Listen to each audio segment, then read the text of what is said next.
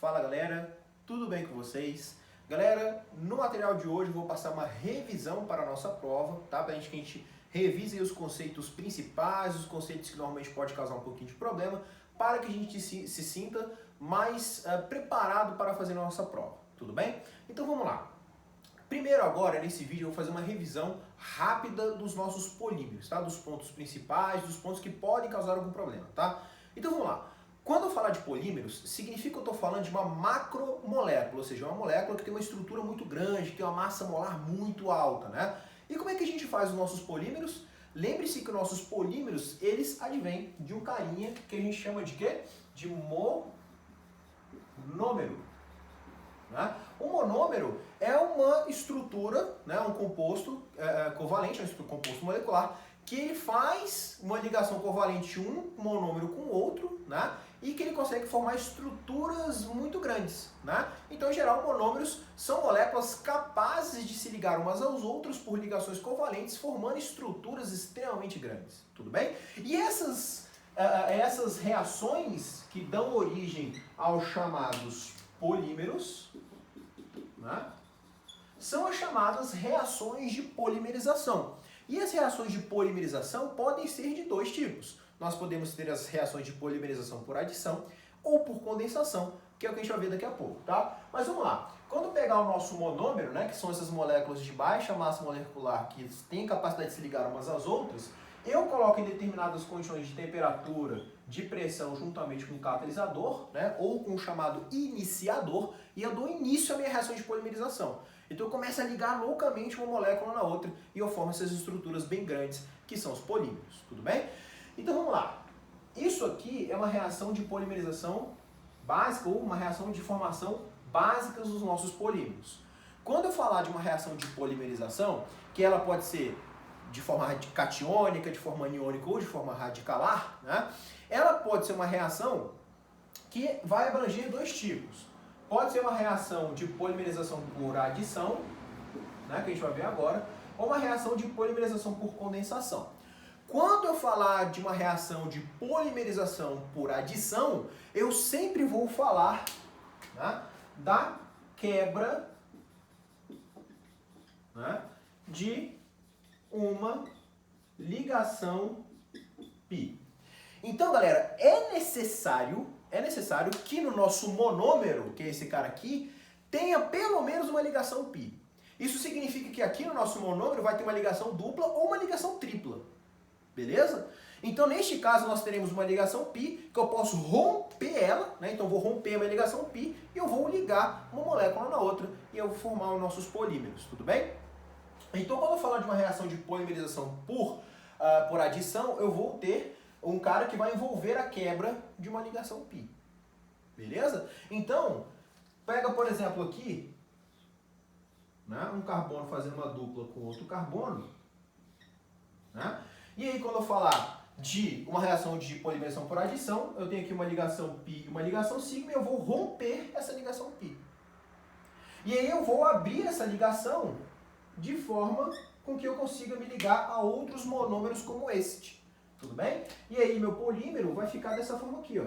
C, simples, simples, simples. Né? Tudo bem? Então esse aqui vai ser meu polímero. Né? Então eu vou transformar aqui meu alceno num alcano no final das contas. O que vai diferenciar os polímeros, galera, nada mais vai ser do que as estruturas que vão estar ligadas nesses carbonos aqui. Tudo bem? Então aqui nós temos um monômero, né? Aqui nós temos outro monômero e assim por diante. Isso aqui vai se repetir N vezes, que é o nosso grau de polimerização. Tudo bem? Então isso aqui é o esquema básico de uma reação de polimerização por adição. Tudo bem? Sempre que vai envolver a quebra de uma ligação π. Então vai ter a necessidade de ter uma ligação dupla ou tripla no seu monômero. Tudo bem? E aí nós temos um segundo caso, né? Você pode tirar um print, mas eu vou apagar agora. Você vai ter um segundo caso, que é uma segunda forma de polimerização, que é uma polimerização por condensação. Né? E quando eu falar de uma reação de polimerização por condensação, aí estará envolvendo, né, moléculas com grupos funcionais. Agora, não há necessidade, né, não haverá necessidade de eu ter uma ligação dupla ou tripla. tudo bem? Eu posso ter só ligação simples, mas vocês vão perceber que eu vou ter grupos funcionais, que podem ser diferentes, que é a maioria dos casos, ou grupos funcionais iguais. Né? Então eu vou apresentar aí duas moléculas e elas vão reagir entre si. Né? Os grupos funcionais vão reagir entre si, dando sequência a uma reação de polimerização. Tudo bem? Só que nessa reação de polimerização, né, na reação de um monômero com o outro, né, eu vou formar um subproduto que na grande maioria das vezes, pode ser água, pode ser um ácido clorídrico, pode ser uma amônia, tudo bem? Na grande maioria das vezes é água, tá? Que aí é a formação de um subproduto. Perceba que na reação de polimerização por adição eu não formei subprodutos. Eu simplesmente encaixei uma molécula na outra e eu fui adicionando. Agora aqui a reação de uma molécula com a outra, eu vou formar um outro subproduto que normalmente é água. Tudo bem? Por isso que eu chamo de polimerização por condensação. Por exemplo, vamos supor que eu tenho aqui, né, um ácido carboxílico, tá? Vamos pegar um exemplo mais tranquilo aqui. Vou pegar aqui. Nós temos aqui um ácido carboxílico, né, ligado a outro. E eu vou colocar esse cara aqui para reagir com um álcool, que é o nosso etileno-glicol, neste caso aqui. Tá? Então vamos lá, eu vou colocar esse cara para reagir com esse. O que vai acontecer aqui? Ora, imagina sair uma água. Imagina lá. Então vai sair o COH de uma molécula, vai sair o hidrogênio da outra molécula. O que vai ser daqui? OH mais H, vai sair água.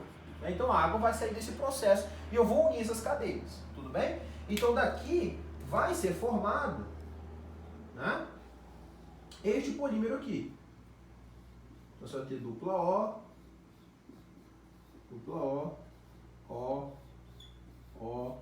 Então seu polímero que vai ser formado vai ser esse aqui. Então aqui está um dos polímeros, está um dos monômeros, né, que é esse cara aqui, e aqui está o seu outro monômero, né, que é o nosso álcool. Tudo bem? Agora imagina, galera, uma outra molécula dessa aqui, nessa outra posição.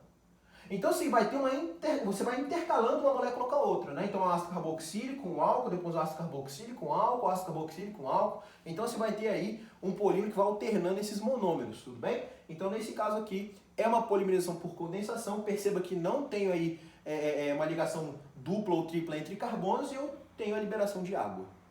Tudo bem? Então isso aqui é um dos casos de polimerização por condensação. Beleza? Então só para dar uma revisadinha mesmo, bem por cima. Se quiser algo mais aprofundado, dá uma revisada em alguma aula específica, tá? Mas só para lembrar das ideias principais, tá?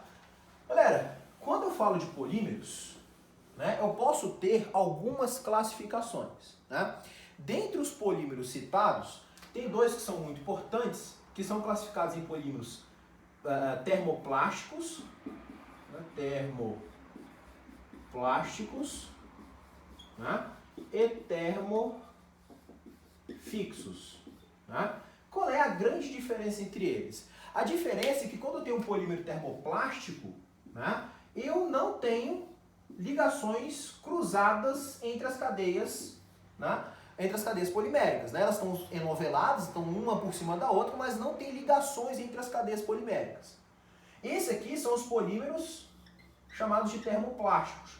Já os polímeros termofixos, né, os chamados de termofixos, são polímeros, né, que têm estruturas, e essas estruturas elas estão linkadas por ligações cruzadas. Tudo bem?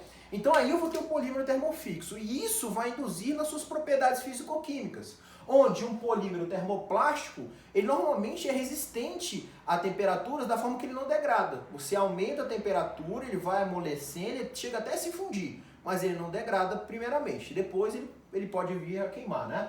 Mas os polímeros termofixos são caras que são resistentes a temperaturas, né? Eles são resistentes fisicamente, só que a partir do momento que eu aumento muito a temperatura, ele não amolece, ele começa a se degradar, né? Pelo motivo de você começar a romper essas ligações cruzadas entre as cadeias poliméricas e você degrada o seu polímero, não tem muito jeito, beleza? Então essa que é a diferença entre esses dois pontos, tá?